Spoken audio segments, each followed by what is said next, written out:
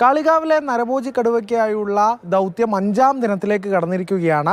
ക്യാമറകളും മറ്റ് സജ്ജീകരണങ്ങളുമായുള്ള വനം വകുപ്പിൻ്റെ ദൗത്യം പുരോഗമിക്കുമ്പോൾ പക്ഷേ കാര്യമായ പുരോഗതി ഉണ്ടാകുന്നില്ല. കടുവയുടെ സാന്നിധ്യം കണ്ടെത്താനാകുന്നില്ല എന്ന് ക്യാമറകളിൽ വരും ദിവസങ്ങളിലൊക്കെ പറയുമ്പോൾ പോലും ഇത്തരത്തിൽ മറ്റ് പ്രദേശങ്ങളിൽ കടുവയുടെ സാന്നിധ്യം കാണുകയാണ്. ഇന്ന് മഞ്ഞൾപ്പാറ എന്ന് പറയുന്ന പ്രദേശത്ത് കടുവയുടെ സാന്നിധ്യം കണ്ടു. ഇത് നാട്ടുകാരിൽ വലിയൊരു ആശങ്കയുണ്ടാക്കുകയാണ്. ദൗത്യത്തിൽ വലിയ പ്രതീക്ഷയോടെ കാത്തിരിക്കുന്ന നാട്ടുകാർ അതിലൊരു അതൃപ്തി കൂടി അറിയിക്കുകയാണ്. ജനങ്ങളെ സംബന്ധിച്ചിടത്തോളം വളരെ ഒരു ആശങ്കയാണ്. കാരണം ഇത് ഒരു സ്ഥലത്തുനിന്ന് കണ്ടു, പിന്നെ കുറച്ച് അപ്പുറത്തുള്ള സ്ഥലങ്ങളിൽ കണ്ടു എന്ന് പറയുമ്പോൾ ആളുകൾ ഇപ്പം എത്രത്തോളം ഭയാനകമായിട്ടാണ് അവിടെ ജീവിക്കണമെന്നുള്ളത് നമുക്ക് അങ്ങനെ ഊഹിക്കുമ്പോൾ തന്നെ മനസ്സിലാവും.